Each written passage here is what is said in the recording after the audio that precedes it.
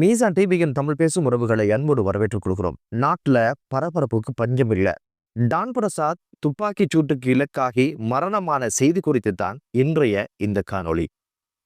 இதுவரைக்கும் எங்களுடைய சேனலை யாரெல்லாம் சப்ஸ்கிரைப் பண்ணலையோ அவங்க எங்களுடைய சேனலை சப்ஸ்கிரைப் பண்ணி வைங்க. பிடித்திருந்த லைக் பண்ணுங்க. இது சம்பந்தமாக நீங்க என்ன நினைக்கிறீங்களோ அந்த ஒரு விஷயத்தை கண்டிப்பாக கமெண்ட்ல சொல்லுங்க அப்படின்னு ஒரு வினயமான வேண்டுதலோடு வாங்க வீடியோக்குள்ள போகலாம். டான் பிரசாத் நேற்றிரவு 9:10 மணி அளவுல அவருடைய லக்சந்த செவன என்ற வீட்டு தொகுதியில அவரும் அவருடைய நண்பரோடும் இருந்த சந்தர்ப்பத்துல இனம் தெரியாத 2 நபர்கள் மோட்டார் சைக்கிள்ல திடீரென 4 முறை அவர் மீது துப்பாக்கி பிரயோகங்களை மேற்கொண்டிருந்தாங்க.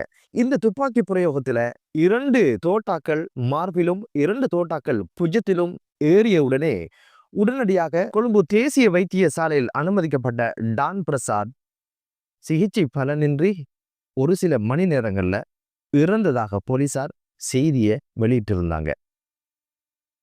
கூட இருந்த நண்பருக்கும் பலத்த காயம், ஆனால் அவருக்கு எந்த உயிர் சேதமும் இல்லை என்ற ஒரு விஷயமும் தெரிய வந்திருக்குது.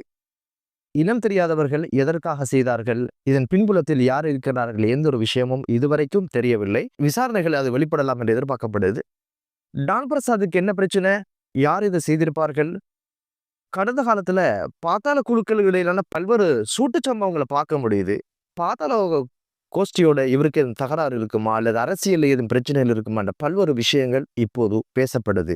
யார் செய்திருப்பா, எதுக்கு செய்திருப்பார் என்ற பல்வேறு விஷயங்கள் போலீசாருடைய விசாரணையில தெரிய வரும் என்பதுதான் இப்போதைக்கு இருக்கின்ற செய்தியாக பார்க்கப்படுது. டான் பிரசாத் யாரு அப்படின்னா எல்லோருடைய ஞாபகத்துக்கு வர விஷயங்கள் என்ன அப்படின்னு கேட்டீங்கன்னா, ராஜபக்சர்களுடைய அரசியலுக்காக தீவிரமாக அரசியல் ஒரு செயற்பாற்றலாக இருந்த ஒரு விஷயத்தோட சேர்த்து அவர் மைக்குக்கு முன்னால வந்தா நிச்சயமாக இனவாத கருத்துக்களை கக்குவர். குறிப்பாக முஸ்லிம்கள் விஷயத்துல ரொம்ப அக்கறை உள்ளவராக அவர் இருக்கிறதுனால ரொம்பவே முஸ்லிம்களை சீண்டி பார்க்கிறவராக இருந்ததை கடந்த காலத்துல பார்க்க முடிந்தது. இவருடைய கடந்த கால வரலாறுகளை கொஞ்சம் எடுத்து பார்க்குற நேரத்துல 2017ஆம் ஆண்டு தௌஹீத் ஜமாத் கோட்டை ரயில்வே ஸ்டேஷனுக்கு முன்னால ஒரு ஆர்ப்பாட்டத்தை ஆரம்பிக்கிறாங்க. இந்த ஒரு ஆர்ப்பாட்டத்தை குழப்பும் வகையில இங்க அவர் பேசின வார்த்தை மிகவும் பாரதூரமான வார்த்தைகளை தான் அவர் விட்டிருந்தாரு. அவர் சொன்ன ஒரு விஷயம் தான் தற்கொலை குண்டுதாரியை வைத்து உங்களை அழிப்பேன் என்ற விஷயத்தோட தீயிட்டு அனைவரையும் எரிப்பதாகவும் ஒரு மிரட்டலை விட்டிருந்தாரு. இதற்கான ஒரு வழக்கம் இப்போது அவர் விஷயத்தில் ஓடிக்கொண்டிருக்குது. என்னதான் இருந்தாலும் குண்டு எரித்தல், சுடுதல் இதெல்லாமே அவரை சுற்றி நடந்து முடிந்ததுதான் என்று கூர்ந்து கவனிக்கப்பட வேண்டிய ஒரு விஷயம். அப்பாவி மக்களை சுடணும், குண்டு வைக்கணும்னு மிரட்டுறவருக்கு இறுதியில அதுவே அவருக்கு அவருடைய வாழ்க்கைக்கு உல வைக்கிற மாதிரி ஆனது எப்படி இந்த வாய்ச்சொல் பழிச்சதோ தெரியல என்பதுதான் நாம் முன்வைக்கின்ற கேள்வியாக இருக்குது. அதே போன்று ரோஹிங்கிய முஸ்லிம்கள் இந்த நாட்டை விட்டு துரத்தப்படணும் அப்படின்னு ஒரு விஷயத்துக்காக அவரே முன்னின்று ஒரு ஆர்ப்பாட்டத்தை செஞ்சாரு. அந்த ஆர்ப்பாட்டத்துல அவர் இலங்கையினுடைய தேசிய கொடி அல்லது அப்படி ஒரு கொடியை அவர் தூக்கி பிடிச்சிருந்தாரு. அந்த கொடியை ஊர்ந்து கவனிச்ச தெரியும், சிறுபான்மைகள் என்று இருக்கின்ற அந்த அடையாளங்களையும் நிறங்களையும் அகற்றிவிட்டு அந்த கொடியை தூக்கி கொண்டு அவர் அந்த ஆர்ப்பாட்டத்துல நுழைந்து கோஷமிட்டத்தை பார்க்க முடியுது.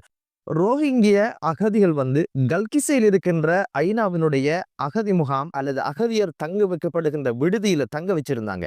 ஒரு 5 பேரை கூட்டிட்டு அவங்கள மிரட்டி வீட்டுக்கு தாக்குதல் நடத்தி அங்குள்ளவர்களுக்கும் தாக்குதல் நடத்தினதுல ஒரு முன்னோடியாக டான் பிரசாத் இருந்ததை பார்க்க முடிந்தது. அரண்மனையில புகுந்து அப்பாவி ஆர்ப்பாட்டக்காரர்கள் மீது பயங்கரமான ஒரு தாக்குதலை நடத்தி இருந்தாரு. இதுக்கு பிறகு இதற்கான ஒரு வழக்கம் இப்போது ஓடிக்கொண்டிருக்குது. அதுல வினோதம் என்ன அப்படின்னு பாத்தீங்களா இருந்தா, அதுல அறகலையில யாரெல்லாம் தாக்குதல் நடத்தினாங்களோ அவங்கள தேடி தேடி அல்லது மஹிந்த ராஜபக்சர்களுக்கு விசுவாசமானவங்களை தேடி தேடி அடிக்கின்ற ஒரு படலம் ஆரம்பிக்கின்ற கட்டத்துல டான் பிரசாத் விட்டு வைப்பாங்களா என்ன, அவர் விட்டை நோக்கி ஆர்ப்பாட்டக்காரர்கள் போய் தேடினதுல டான் பிரசாத் தலைமறைவாகிட்டாரு. வீட்டுக்கு சேதத்தை உண்டு பண்ணிட்டு திரும்பி வந்துட்டாங்க. இந்த தாக்குதல் நீ எப்படி தப்பிக்கிற அப்படின்னு சொல்லி ஒரு சிவாஜி கணேசனுக்கு நிகரான ஒரு நடிப்பை அதுல அவர் வெளிப்படுத்தி இருந்தார். அதுதான் அவர் ஒரு வீடியோ ஒன்றை வெளியிட்டு இருந்தாரு.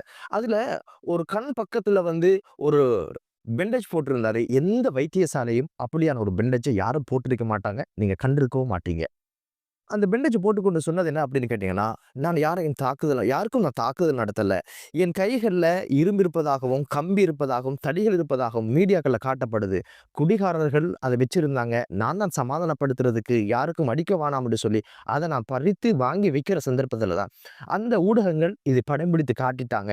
என்னை எல்லாரும் மன்னிச்சிருங்க அப்படின்னு அப்படி ஒரு காணொளிய அவர் வெளியிட்டிருந்ததை பார்க்க முடிந்தது. இறுதியாக இஸ்ரேல் பலஸ்தீன் யுத்தம் ஆரம்பிச்ச உடனே டான் பிரசாத் முதலாவதாக மைக்குக்கு முன்னால வந்து என்ன சொன்னார் அப்படின்னு கேட்டீங்கன்னா, எங்க இருக்கிற பிரச்சனையை எங்க இழுத்து விட வேணாம். இது எமது நாடு, எமது தாயகம். பலஸ்தீனை ஆதரிக்கிற முஸ்லிம்கள் யாராவது இருந்தா, அந்த பயங்கரவாதிகளோட இந்த பயங்கரவாதிகளும் சேர்ந்து கொள்ளலாம். அங்க உங்களோட போராட்டத்தை செய்யலாம். இந்த நாட்டுல அவைகளை செய்யக்கூடாது. ஏதோ அங்கு போராட்டக்காரர்கள் சொல்லுகிறாராம், உலகை பிழிக்க போறாங்கன்னு. இலங்கை நாட்டை பிழிக்கிற நாள் தான் தெரியும் நாங்க யார் என்பதை. நாங்க இதெல்லாம் பார்த்து கொண்டிருக்க மாட்டோம்னு காட்ட சாட்டமாக மிக மோசமாக இங்கிருக்கின்ற முஸ்லிம்களை இழிந்து பேசியதையும் மிக வன்மையாக அவர் அதில் கண்டித்ததையும் பார்க்க முடிந்தது. என்னதான் இருந்தாலும் டான் பிரசாத்தை சுற்றி என்ன விஷயங்கள் நடந்தது என்பது விசாரணைகள் தான் தெரிய வரலாம். இவர் பொதுஜன பெரமுனையில இந்த பிரதேச சபை தேர்தலையும் களம் கண்டிருக்கிறார் என்ற ஒரு செய்தியும் பார்க்க முடிந்தது. யார் இவருக்கு விரோதியாக இருந்திருப்பார்கள், யார் இவருக்கு எதிரியாக இருந்திருப்பார்கள் என்பது இதுவரைக்கும் விசாரணைகள் தெரிய வரவில்லை. பார்க்கலாம் டான் பிரசாத் யாரு போட்டா, எதுக்கு போட்டார் என்ற பல்வேறு விஷயங்கள் கூடிய சீக்கிரம் வெளியில் வரத்தால் போகுது. பொறுத்திருந்து பார்க்கலாம். என்னதான் இருந்தாலும் ஒரு ஆயுத கலாச்சாரத்துக்குள் போவதென்பது ஒரு ஆரோக்கியமான விடயங்கள் இல்லை. தகராறு என்று சொல்லிக்கொண்டு அனைவரும் ஆயுதங்களை ஏந்தி பழித்திருக்க ஆரம்பித்தால் இந்த நாடு மீண்டும் சுடுகாடாக மாறிவிடும். எனவே கடந்த சில மாதங்களாக இந்த ஒரு கலாச்சாரம் நடந்து வருவதை பார்க்க முடிகிறது. எனவே அரசு இந்த ஒரு விஷயத்தில் கவனம் செலுத்தி ஆயுதம் யாரிடம் இருக்கிறது, யார் இதுக்கு பின்னால் இருக்கிறார்கள், இராணுவத்திலிருந்து விலகி வந்தவர்கள் யார், இவர்கள் கைது செய்கின்ற படலங்கள் எல்லாம் ஆரம்பிக்கப்பட்ட அந்த வேலைகள் எதுவுமே நடப்பதாக தெரியவில்லை. நாளுக்கு நாள் திட்டமிட்ட கொலைகளும் படுகொலைகளும் ஆயுததாரிகளும் இப்படியான சம்பவங்களில் சம்பந்தப்படுவதை பார்க்க முடிகிறது. எனவே இது ஒரு ஆரோக்கியமான பயணமில்லை என்பது மட்டும் தெரிகிறது. என்னதான் இருந்தாலும் டான் பிரசாத்தினுடைய கொலையோடு சம்பந்தப்பட்டவர்கள் கைது செய்யப்படட்டும். அந்த விசாரணைகள் சுயாதீனமாக இருக்கட்டும்.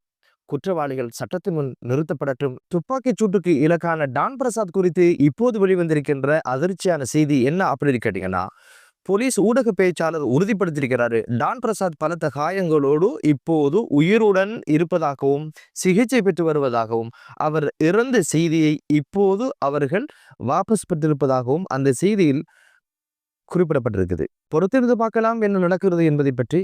இந்த டான் பிரசாத்துடைய குடும்பங்களுக்கு இறைவன் ஆறுதலையும் மன உறுதியையும் கொடுக்கட்டும் என்று கூறி மற்றொரு காணொளியிலே உங்கள் அனைவரை சந்திக்கும் வரை விடைபெறுகிறேன். நன்றி.